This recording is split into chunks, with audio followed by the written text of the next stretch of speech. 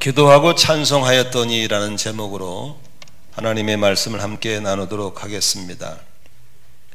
시대가 혼란스러울수록 사람들은 미래에 대한 불안감에 잡혀 들어갑니다. 그러면서 찾는 것들이 주로 점쟁이라든가 무속인을 찾아서 나의 미래에 대해서 궁금증을 풀어보려고 합니다.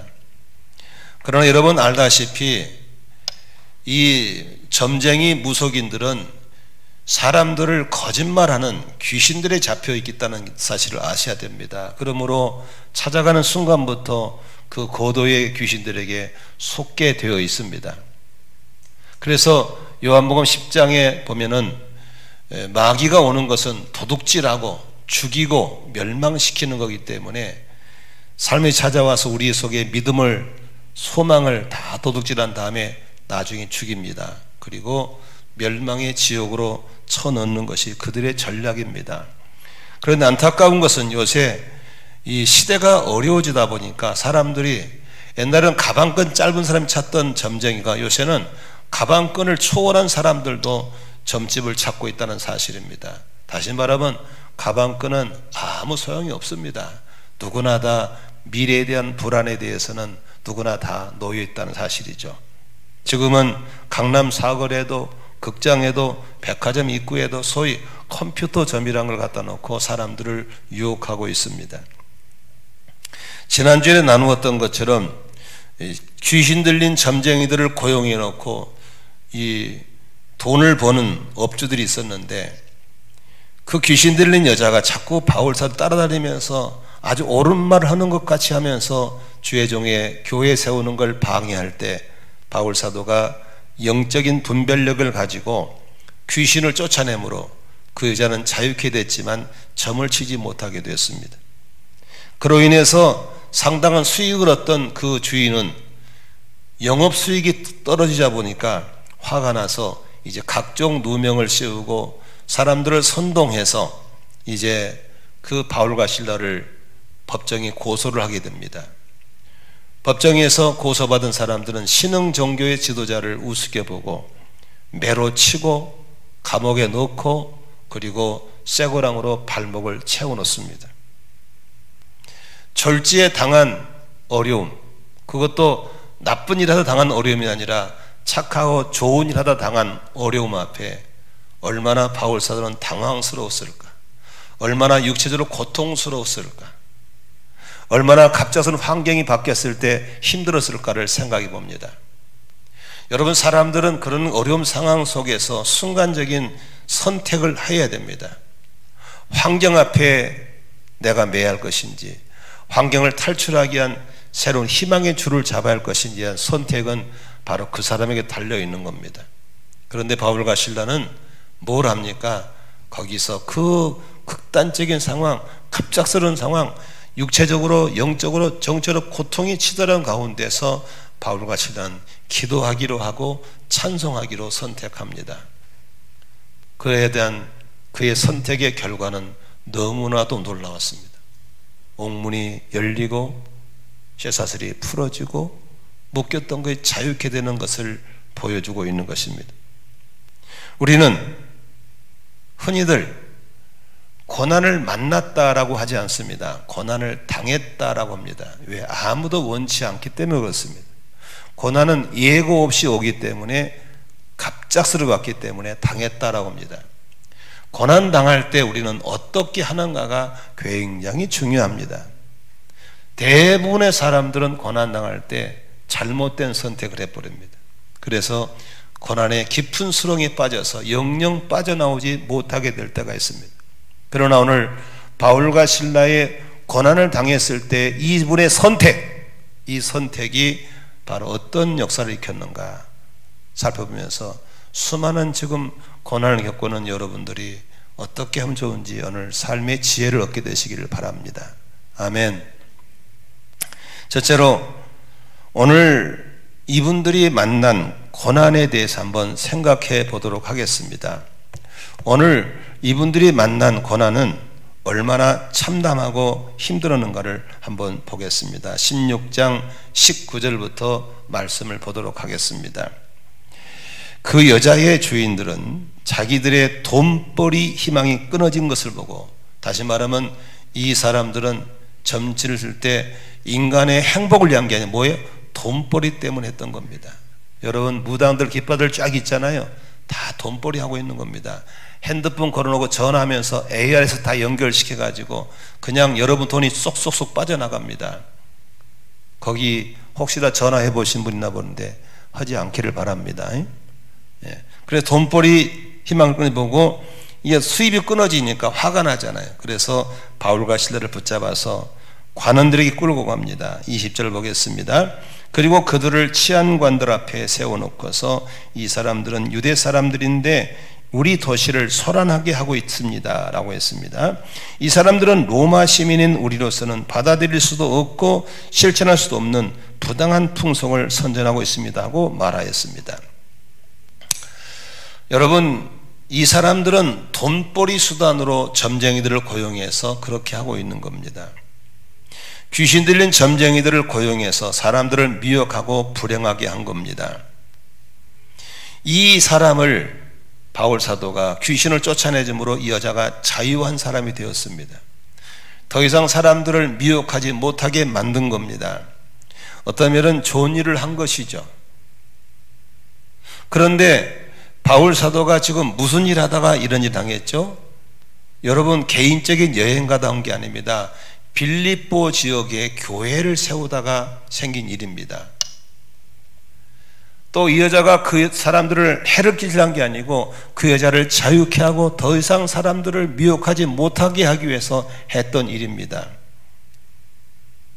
그런데 이 일이 자기의 개인적인 수익이 끊었다는 것 때문에 사람들의 누명을 씌우고 기득권을 활용하고, 심지어는 22절 볼까요?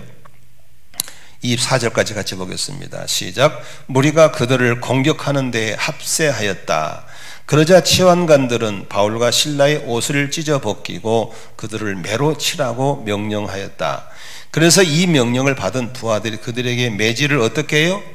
매한히 했습니다. 그리고 감옥에 가두고 간수에게 그들을 단단히 지키라고 명령했습니다. 간수는 이런 명령을 받고 그들을 깊은 감방에 가두고서 그들의 발에 착고를 단단히 채웠습니다. 여러분, 지금 이 바울과 실라가 겪은 이 고난은 시간을 두고 온 게 아니고 갑작스럽게 생긴, 하루 사이에 생긴, 갑작스럽게 생긴 일입니다. 갑작스럽게. 저는 그래서 한번 이 본문을 쭉 보면서 바울과 실라가 갑작스럽게 당한 고난을 한번 정리해 봤습니다. 첫째는 억울함이었습니다. 사람이 잘못하고 매를 맞으면 억울하지 않습니다. 그렇죠? 저도 우리 아이들 키울 때 분명히 잘못을 인정했을 때 매를 때리니까 억울하지 않더라고요. 왜? 지가 잘못했으니까. 그런데 간혹 부모가 감정을 컨트롤하지 못해서 그 아이에게 부당한 압력을 행할 때는 이 아이들이 억울해 하더라고요. 부모 앞에도 마찬가지죠. 여러분도 마찬가지죠. 내가 마땅히 할 일을 했는데 어림당했다, 억울한 거죠. 그러나 잘못하고 당한 고난은 감수할 수밖에 없는 거예요. 이해가 되시죠? 예를 들어 말하면 의사가 몇 번 신호했어요. 술 먹지 마세요. 당신은 지금 알코올 중독을 하고 있습니다. 술을 끊으세요. 했는데도 계속 술을 먹었다. 의사가 야단쳤어요. 안 된다고요. 그래서 술을 먹었어. 그러다가 간이 굳어지는 간경변이 왔다, 간경 왔다, 간암이 왔다. 억울해 안 억울해요? 그거 억울하면 안 돼요. 쥐가 무덤 팠으니까. 그렇잖아요. 당신은 과식을 해. 지금 비만이야. 이제 당신은 지방간이 왔어. 간 나빠져. 죽어. 그래도 계속 퍼먹어. 어떻게 그러다가 간이 나빠졌어. 지방간이 왔어. 간경 왔어. 비만이 왔어. 고혈증이 왔어. 어떻게? 억울해? 안 억울해. 왜? 너는 신호했잖냐. 그러나 이 바울과 실라는 전혀 예측 안 했어요. 지금 하나님의 구속사적인 역사를, 구원의 방주를 지으러 간 사람이었고, 눌린 자를 자유케 해줬고, 수많은 시민들을 미혹한 일을 중지시켰던 착한 사람이었어요. 그러나 이런 어려움 당했어요. 감옥에 갔어요. 매 맞았어요. 억울하죠. 여러분, 사람이 억울한 것 어렵습니다. 억울한 거 미쳐버립니다. 저는 해군에 있을 때 74년도입니다. 산에 불이 났어요. 그래가지고 비상 걸어가지고 전부 다 이렇게 불 끄러 갔어요. 근데 저 두 기수 위에 선배가 훈련 유급당한 놈이 있어요. 이건정이라고. 이름도 나가, 아니, 이건정이. 앞에 산보라 싹 가르는 춘천 사람. 그 친구가 나를 때리는 거예요. 3시 반부터 7시까지 3시간 반을 때리는 거예요. 와, 미치겠더라고요. 침대 사이다가 넣어놓고 막 발로 차고 개머리판을 찍는데 그거 덤벼들 수도 없고요. 그거 맨정신에 맞는 게 미쳐버리겠더라고요. 진짜 총 있으면 쏴 죽이고 싶더라고요. 근데 군대는 그렇게 할 수 없잖아요. 그래서 7시에 이제 밥 먹으러 가니까 가더라고요. 때리다가 중단하고. 그래서 뒷산에 가서 풀을 뜯고 얼마나 울었는지 몰라, 그래가지고. 그래서 내가 실무에 나가면 반드시 보복한다고 찾았더니 UDT에 지원하고 없더라고요. 해군들은 UDT가 못 만나요. 지금도 못 만났어요, 그 새끼를. 사람이 억울하게 매맞는 거 진짜 억울합니다. 그러나 이분들은 얼마나 억울해요. 두 번째, 감옥이라는 곳 여러분 가보신 적 있나요? 감옥이라는 것 분위기 자체가 자유가 없습니다. 공간이 좁습니다. 가면 누구나 다 기가 팍 죽습니다. 그리고 낙담 절망이 확 밀려옵니다. 어떻게 하냐고요? 저는 감옥 가봤어요. 1박. 제가 해군에서 근무할 때 우리 부대 섬에서 총기 사고가 났어요. 그래 무조건 집어다 놓더라고요. 그리고 하룻밤 그 자고 나왔어요. 인천의 그 유치장에. 그런데 그 다음날 나가라고 나왔죠. 깊은 감옥은 고문이 있어요. 그러니까 곳곳에서 신음소리가 나와요. 아프다고. 그리고 깊은 감옥은 냉난방이 안 돼. 요새 동부구치소, 서울구치소 뭐 냉난방 된답니다. 그래서 무슨 호텔이라고 그러는데, 여러분 성지순례 가보셨지만 그 당시에 로마 사람들의 감옥은 지하입니다. 춥다고 난방 켜져요? 안 켜집니다. 덥다고 에어컨 켜져요? 안 켜집니다. 온몸으로 냉난방을 이겨내는 것이 감옥입니다. 그 다음에 육체적인 고통을 생각해 봤습니다. 오늘 성경에 보니까 매를 많이 맞았다. 이 많이 맞았다는 데서는 이런 의미가 있습니다. 당시에는요, 사람들이 매를 때리면 40대를 때리면 죽어버리기 때문에 법적으로 40대를 못 때리게 했어요. 39대만 때려놨어요. 많이 쳤다고 하는 건 몇 대 맞은 거예요? 39대 맞은 거예요. 여러분, 사람이 매를 맞으면요 엄청 아파요. 지금 요새 군인들 같은 안 맞아봤지. 요새는 빠따가 없으니까. 저는 74년도에 군대 가서 엄청 맞았어요. 날마다 맞았어요. 떡지듯이 맞았어요. 어떨 때는 너무 많이 맞아가지고 팬티가 붙어가지고 피가 팬티에 벗겨지질 않아요. 참 많이 맞았어요. 맞으면 억울해요. 엄청 억울합니다. 밤마다 턱 칩니다. 초저녁에 맞는 날은 정말 운이 좋은 날입니다. 맞고 잘 수 있으니까. 중간에 맞으면, 자다가 깨서 맞으면 진짜 괴롭습니다. 매 맞은 것 고통스럽습니다. 근데 그냥 때린 게 아니라 이놈들이 옷을 찢어 벗기고 때렸습니다. 더 아프라고. 아주 나쁜 놈들이죠. 그 다음에 가장 고통스러운 건 갑작스런 환경이 변합니다. 하룻밤 사이에 천국의 지옥으로 가버린 거예요. 활동에 제약이 왔죠. 먹는 게 제약이 왔죠. 환경에 제약이 왔죠. 모든 게 바뀌어버린 그 충격에 대해서는 훨씬 정신적인 고통이 큰 겁니다. 여러분 한번 보세요. 이런 고통 가운데 우리는 뭘 생각합니까? 여러분들은 자유하나요? 저는 이 고난을 생각하면서 현대인들도 이런 보이지 않는 고통, 보이지 않는 감옥에 갇혀 산다는 사실을 알게 되었습니다. 눈에 보이지 않는 감옥에 갇혀서 눈에 보이지 않는 감옥들이 많다는 사실을 보는 겁니다. 감옥 속에서 신음조차 누군다고 살아간 사람들이 많다는 겁니다. 누굽니까? 중병을 만난 사람들입니다. 가족 가운데 중병이 있는 사람들, 감옥입니다. 돈이 있으면 나을 수 있나요? 여러분, 돈으로 약을 살 수가 있어도 병은 하나님 고쳐줘야 되는 겁니다. 병원에 입원할 수 있어도 병원 의사가 고치는 게 아닙니다. 너무나도 많은 사람이 지금 중병에 누워 있습니다. 우리 권사님 한 분이 풍을 잡수셔서 반신불수가 되어서 약 5년간 누워 계시다 가셨습니다. 저는 그분의 삶을 볼 때 차라리 지옥입니다. 말을 할 수가 없죠. 손발을 움직일 수가 없죠. 대소변을 볼 수가 없죠. 어느 날 갔더니 권사님이 울면서 나 좀 죽여달라고, 이 손으로 이런 거에 나 좀 데려가 달라고. 감옥입니다. 여러분, 건강관리 잘 하시기를 바랍니다. 젊은이 여러분, 있을 때 아껴 쓰면 내 나이 되면 감사가 와요. 있을 때 퍼먹고 안 아끼면 내 나이 되면 골명 드는 거예요. 저는 31살 때 철들어서 건강관리를 시작했습니다. 그래서 이 나이에 이만큼 된 것은 그만큼 다행입니다. 그러나 아직도 철들지 못하고 그냥 퍼먹고 그냥 퍼자고 그냥 몸을 학대하신 분들은 반드시 심은 대로 거두게 되는 겁니다.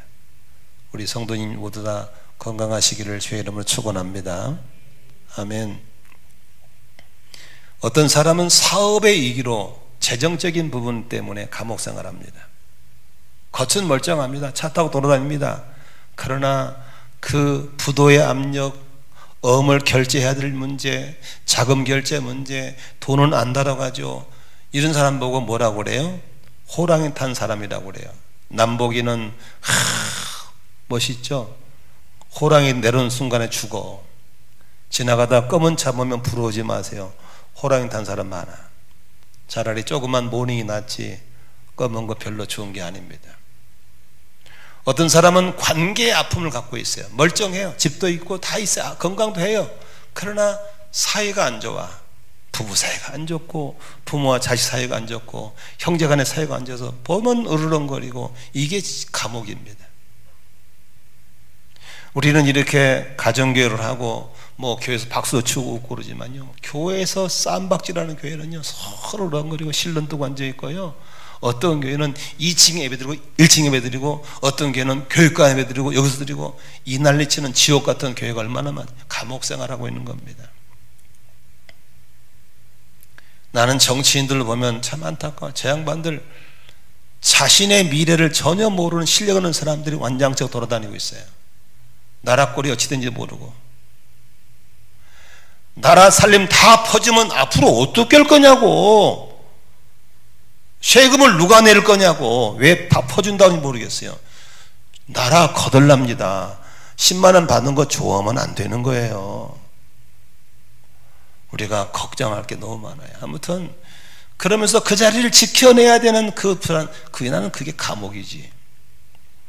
우리는 이런 감옥에 있을 때 사람들은 선택을 참 잘해야 됩니다. 잘 봐요. 아파, 억울해, 화가 나, 부글부글거려. 이때 순간적으로 어떤 선택을 해요? 제일 쉬운 선택이 뭔지 아세요? 본능적인 선택이에요. 그게 뭐냐면 입에서 불평, 불만, 절망, 낙심, 좌절, 이게 제일 가까이 있는 거예요. 내가 만일에 정지를 탁 때리면 으씨 안 그러겠어요? 남편도 으씨. 그게 본능이에요. 으씨. 욕이거든요. 그러니까 이 바울과 실라가 갑작스레 당한 이런 이중고, 삼중고, 사중의 고난 앞에 본능적으로 찾아온 게 뭐겠어요? 불평입니다. 불만입니다. 좌절이고 낙심입니다. 그러나 그 본능적인 선택 다음에는 뭐가 있어요? 점점 가라앉은 거예요. 점점 가라앉은, 어디까지 가는 거예요? 지옥까지 가는 거예요. 그러나 옆에 바울과 실라는 뭘 선택했어요? 불평, 불만, 좌절, 낙심 선택하지 않았어요. 뭘 선택했어요? 기도했어요. 찬송했어요. 아멘이시죠? 선택이 그렇게 중요한 거예요. 그런데 저는 이 사람들이 이런 환경 속에서 어떻게 기도를 선택할 수 있었고 어떻게 찬송을 선택할 수 있었을까를 한번 생각해 봤어요. 첫 번째로, 사람은 이해할 수 없지만 내 생각이 아니라 하나님의 생각을 잡을 때 기도하게 될 줄로 믿습니다. 에레미야서 29장 11절, 어제 토요 중보기 팀이 나눴던 얘기인데 한번 볼까요? 에레미야 29장 11절 시작. 너희를 두고 계획하고 있는 일들은 오직 나만이 알고 있다. 내가 너희를 두고 계획하고 있는 일들은 재앙이 아니라 뭐다? 번영이다. 너희에게 미래에 대한 뭘 주려는 것이다? 희망을 주려는 것이다. 나 주의 말이다. 12절 같이 읽습니다. 너희가 나를 부르고 나에게 와서 기도하면 내가 너희의 호소를 들어주겠다. 언제나 우리는 내 생각, 하나님의 생각 둘 중에 놓여 있는 겁니다. 내 생각을 잡으면 화가 나죠. 이 새끼들이 나를 왜 이게 뭐야 욱할 수 있어요. 그러나 그런 환경 속에서 내가 이해할 수 없지만 하나님의 생각을 붙잡을 때, 할렐루야, 하나님의 생각을 붙잡을 때 우리는 기도하게 될 줄로 믿습니다. 신앙은 어떤 환경에도 우리를 환경의 노예로 만드는 것이 아니라 약속을 붙잡는 게 하는 걸 믿으시고, 이게 신앙인 겁니다. 믿을 신자 바라볼 앙자잖아요. 하나님의 교회를 세우려는 종들에게 찾아온 이 시련의 고난, 그들은 깨달았죠. 하나님 뜻이 있을 거야. 이유 없는 고난이 없어. 이유 없는 시련이 없어. 분명히 뜻이 있을 거야. 그러므로 아직 무슨 뜻인지 모르지만 이럴 때 한번 감사하고 이럴 때 한번 기도해보자. 이게 바로 바울과 실라의 믿음인 걸 믿으시길 바랍니다. 코로나 때문에 힘드시고 여러 가지로 억울한 일을 많이 있으실 수 있지만, 답답한 일은 많겠지만, 이럴 때 쉽게 찾아오는 가까이 있는 불평, 불만, 좌절, 낙심 잡지 말고 기도줄을 잡는 여러분 되시기를 주의 이름으로 축원합니다. 두 번째, 이 사람들이 기도줄을 잡게 된 게 뭘까? 자신의 한계를 벗어난 고난, 자신의 한계를 인정하는 사람이 하는 것이 바로 기도입니다. 지금 보세요. 바울과 실라가 무슨 운동을 해서 근육 있는 사람도 아니고 힘 있는 사람도 아니고 무슨 권력 있는 사람도 아니고 그 지하실 감옥에서 나온다는 건 절대 불가능입니다. 양쪽 발목에 쇠고랑 채웠다, 이걸 풀고 나오는 것 절대 불가능합니다. 감옥을 열고 나오는 것 절대 불가능합니다. 그러니까 보세요. 불가능을 빨리 인정해 버려야 돼요. 안 되는 건 빨리 인정할 때 누굴 찾아요? 그걸 가능케 하시는 하나님을 잡게 될 줄로 믿습니다. 오늘날 현대인들이 왜 기도하지 않는지 아세요? 교만한 거예요. 아파? 그러면 병원 가. 아파? 보험 타러 가. 사람들이 그렇게 자꾸 하나님의 능력을 의지받아도 자기를 의지하는 게 있어요. 그래서 자꾸 어떻게든지 기도는 안 하려고. 그러니까 기도하다가 죽을 귀신을 만나 죽어도 기도는 안 하려고. 어떻게 하든지 기도는 안 하려고. 몸부림을 쳐요. 쉽게 기도하면 되는데 기도 안 하려고. 그래서 약 사러 가고 병원 가고 돈 빌리러 가고 사람 찾아 다니고, 그러면서도 차라리 그럴 시간에 기도하면 좋겠는데 기도를 안 해. 그것은 자신의 한계를 인정하지 않는 사람이에요. 기도는 자신의 연약함을 인정하는 사람, 자신의 능력의 한계를 인정하는 사람이 기도한 줄로 믿습니다. 그래서 신학교 나온 사람들이 기도 안 해요. 신학교 나와서 갓 목사 안수받은 사람들은 아주 할 일이 엄청나게 구상이 많아. 나처럼 이렇게 오래 해먹은 사람은요, 나는 내가 너무 아니까 할 게 없어요. 기도밖에 없어요. 왜? 인간을 바꾸는 것도 주님이 바꾸셔야 되는 것이고, 병도 주님이 고치시는 것이고, 문제도 주님이 해결하신 것이고, 따라합시다. 예수님의 답이다. 성령이 답이다. 기도가 답이다. 그러니까 지체할 거 없어. 그냥 빨리 기도로 가야 돼. 나는 좀 우리 목자 목녀님들이 그렇게 될 수 있기를 바랍니다. 어떻게 하면 기도 안 하고 목장을 해보려고 이리 법이고 저리 법인 사람들 고생길이 훤합니다. 근데 빨리 깨닫고 엎드리는 사람들은 재밌어요.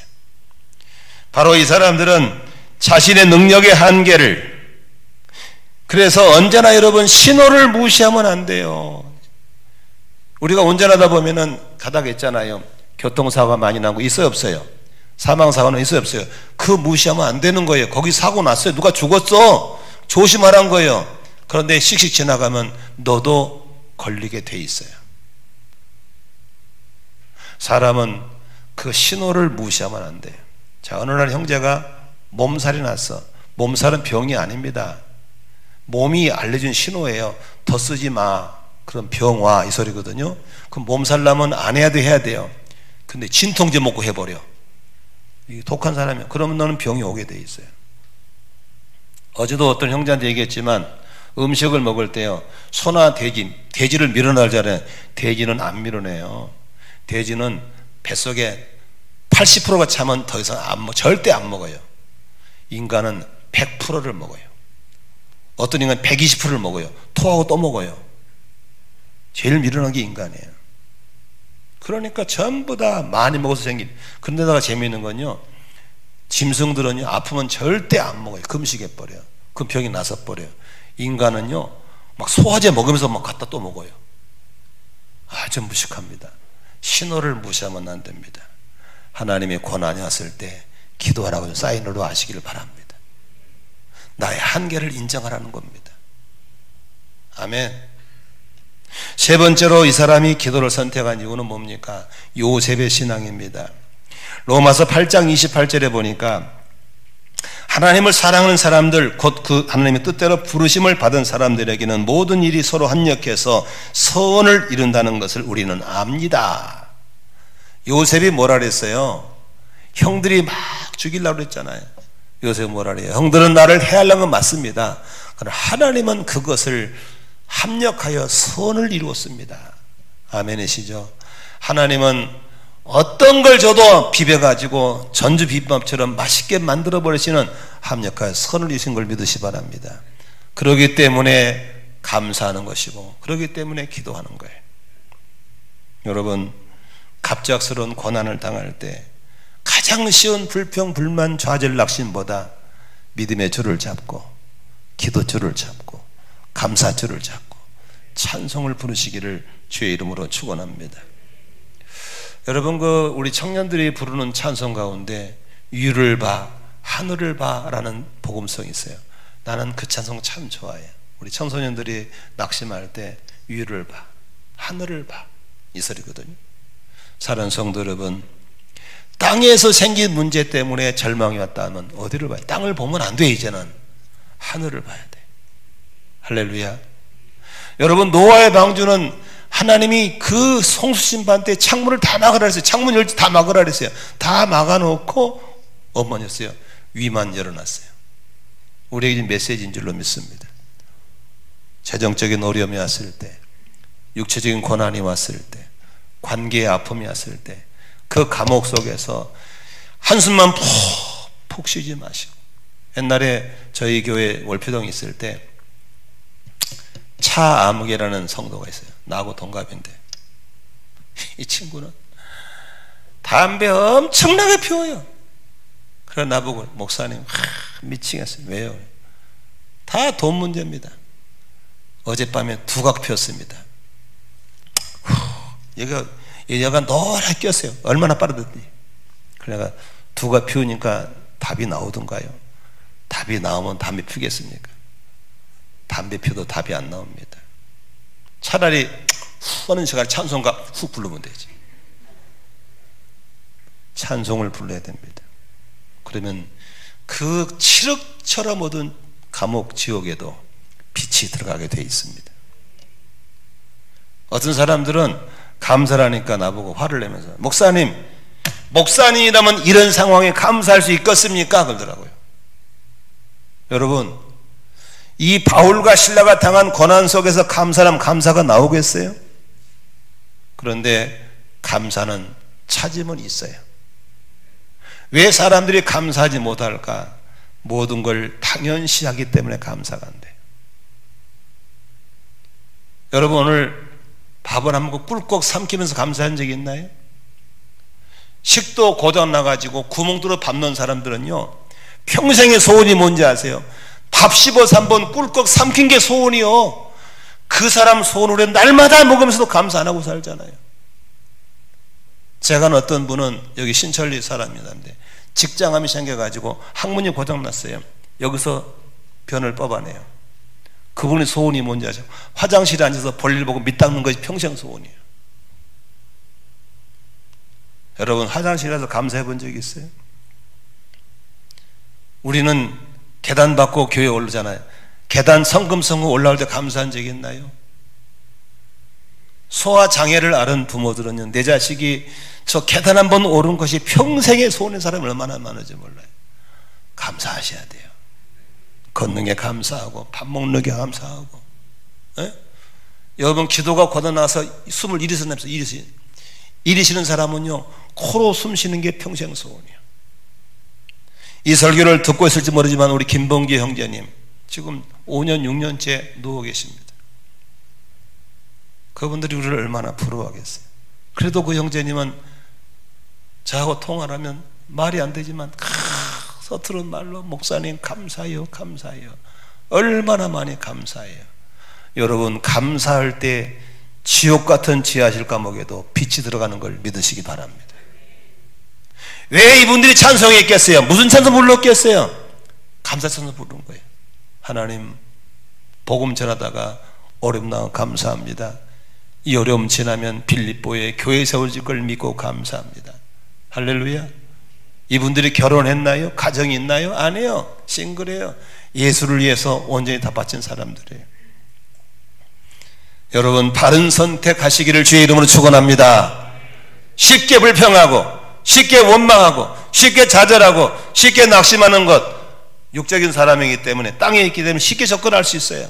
그러나 하늘을 봐야 보이는 기도줄, 위를 봐야 보이는 찬송의 줄, 우리는 그걸 잡아야 될 줄로 믿습니다. 왜? 하나님의 계획이 뛰어나기 때문에, 우리 한계를 발견했기 때문에, 그리고 합력하여 선을 이룰 걸 믿기 때문에 우리는 지금도 그걸 선택해야 될 줄로 믿습니다. 아멘이시죠? 선택은 우리에겐 자유의지예요. 여러분, 교회 와서 뭐 잘 수도 있잖아요. 어떤 자더라고. 오늘 안 자네 보니까 잘 수 있어요. 네 선택이야. 그럼 결과는 못해. 언제나 이렇게 어려운 고난에 있을 때, 힘들 때 기도줄을 선택하시고 감사의 찬송줄을 선택하시는 저와 여러분 되시기를 주의 이름으로 축원합니다. 그런데 이렇게 바른 선택의 결과는 어떻게 가져왔습니까? 바로 모든 결박을 풀어지게 했다고 하는 것입니다. 26절 한번 같이 읽을까요? 너무 중요한 말씀입니다. 26절 시작. 그때에 갑자기 큰 지진이 일어나서 감옥의 터전이 흔들렸다. 그리고 곧 문이 모두 열리고 모든 죄수의 수갑이며 잡고가 풀렸다. 여러분, 그때가 언제입니까? 그때가 언제예요? 바로 기도하고 찬송할 때입니다. 아멘이시죠? 바른 선택할 때입니다. 여러분, 하나님은 이렇게 해주고 싶어서 우리가 그렇게 선택하기를 얼마나 기다렸겠어요? 얼마나 기다렸겠어요? 할렐루야. 1만 시간 성경 기도를 보면서 참 저는 보면은 아침이건 저녁이건 곳곳에 불 켜져서 성도들이 막 찬송 부르고 기도하고 보면 희망이 보여요.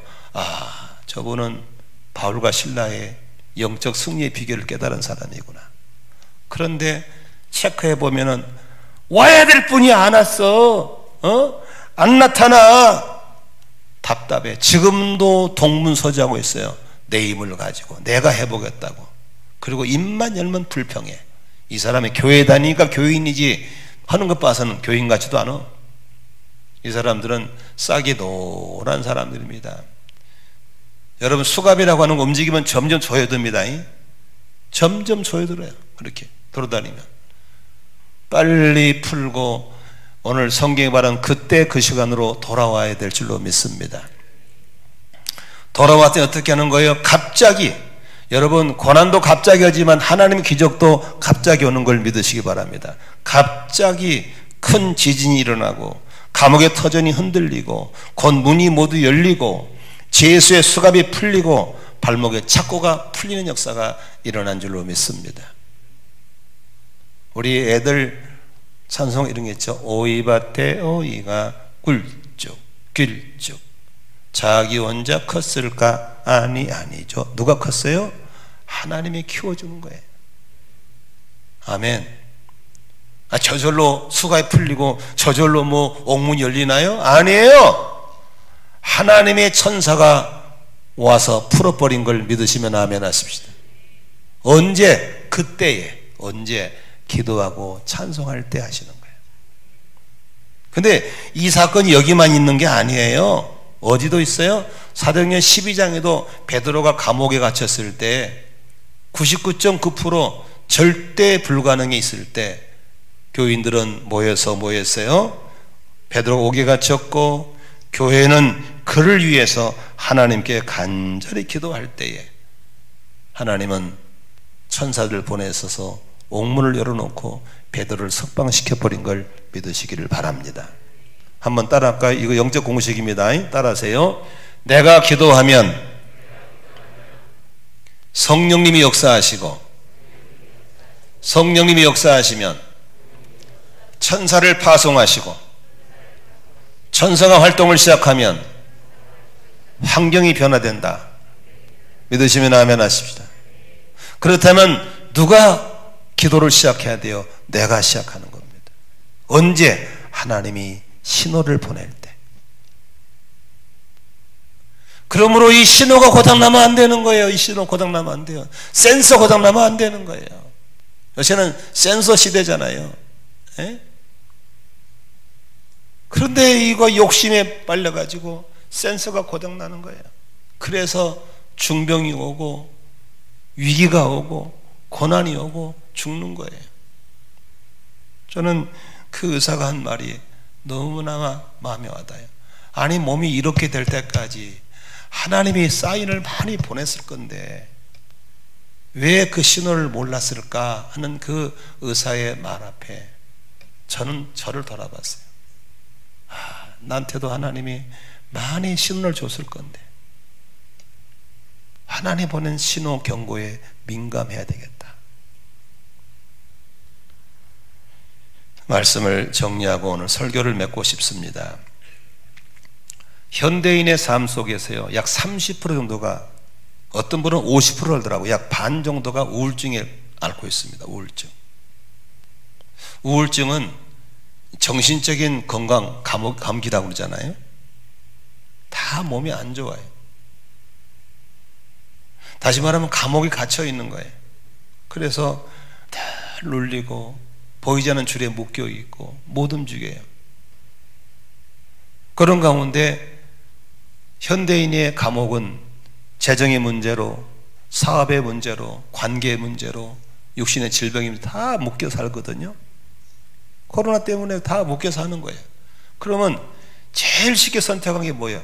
불평해. 아니, 문재인 대통령이 코로나 불러왔어. 왜 자꾸 대통령 욕을 해? 그분도 얼마나 힘들겠어요. 어? 코로나를 누가 불러왔어? 중국이 불러왔나요? 아니에요. 중국 우한 묘하면 안 돼요. 인간들이 죄를 지어서 생태계를 파괴해서 온 거예요. 이번 코로나 끝나면 앞으로 안 오나요? 아니, 또 와요. 지구가 병들어 버렸기 때문에. 지금 우리는 누구를 향해 불평할 때가 아니에요. 절망하고 좌절할 때가 아니에요. 살아야 될 걸 믿으시 바랍니다. 아멘. 그렇다면 쉽게 선택한 땅의 사람이 하는 걸 선택하면 안 돼요. 위를 보고 하나님의 계획을 보고 하나님의 생각을 보고 하나님의 도우실 걸 믿고 합력과 선을 이룰 걸 믿고, 할렐루야, 위를 바라보시기를 바랍니다. 그리고 기도줄을 잡으시기 바랍니다. 그 처절한 어려움 속에서도 찾아보시면 감사가 있어요. 왜 감사를 하느냐? 당연시하니까 감사하네. 여러분, 밥 먹으면 당연히 넘어갑니까? 당연히 걷습니까? 화장이 당연히 갑니까? 아니에요. 누군가는 이게 기적이에요. 걷는 거 감사하시고, 어떤 분이 낙엽을 밟으면서 낙엽이 착착 나오니까 낙엽 소리가 이렇게 아름다운 줄 예전에 몰랐대요. 그래서 감사했더라고요. 저는 공기탁한 살다 보니까 태안에 가면 탁 있으면 콧가에 싹 지나가는 그 맑은 그 공기가 너무 상큼한 거였죠. 감사하다, 감사하다. 여러분, 우리 감사해야 돼요. 오늘도 여러분 감사하시기를 주의 이름으로 축원합니다. 지금 제 설교가 들리죠? 감사하죠. 졸지 않기로 하고 설교 듣기로 결정을 잘했죠? 감사하셔야 돼요. 감사하십시오. 기도줄을 잡으십시오. 천사가 움직이기 시작할 줄로 믿습니다. 고난이 변화해서 기적 현장이 될 줄로 믿습니다. 질병 하나님 고쳐주십니다. 할렐루야. 사업장 하나님 열어줄 줄로 믿습니다. 좋은 일이 일어납니다. 아멘. 수없이 기도 응답들은 일어나고 있을 줄로 믿습니다. 믿으시면 아멘 하십시다. 베드로를 섭박하신 하나님께서 바울과 실로를 풀어놓지 않습니까? 그러면 이분들을 풀어놓으신 하나님이 우리를 고난에 주셔서 풀어놓을 걸 믿으시면 아멘 하십시다. 그러면 이분들처럼 기도하자고요. 찬송하자고요. 아멘. 오늘도 하나님의 소원을 따라 목장을 세우고 부의 배를 품고 영혼권에 힘쓰는 우리 사랑하는 성도들, 목자, 목녀들에게 동일한 고난이 올 수 있습니다. 그러나 동일한 기적도 일어날 줄로 믿는 것입니다. 우리 학생들 보세요. 쟤들 이제 중3 고1들에 쟤들이 뭐 한다고 목자가 되어서 뭐 기도하고 뭐 얼마나 이뻐요. 에? 아무도 참석하는 혼자 참석하는 게 너무 안타까우니까 사모님 울면서 너는 혼자가 아니란다. 이 한마디에 또 감동도 울고 저런 아이들 앞에 우리가 부끄럽게 살면 안 되잖아요. 우리 모두 지금의 고난 기도할 수 있는 기회로 삼으시고 지금의 지옥 같고 감옥 같은 이 지옥 현장 속에서 감사함으로 찬송함으로 하늘의 빛을 잡아 당기시기를 주의 이름으로 축원합니다. 빛이 들어가면 사는 거예요. 할렐루야. 우리 모두 한 주간 동안 그렇게 바울과 실라처럼 기도줄을 잡고 감사의 찬송의 줄을 잡고 고난의 현장을 기적의 현장으로 만들어가는 우리 만나 공동체 되시기를 주의 이름으로 축원합니다. 축원합니다. 기도하겠습니다.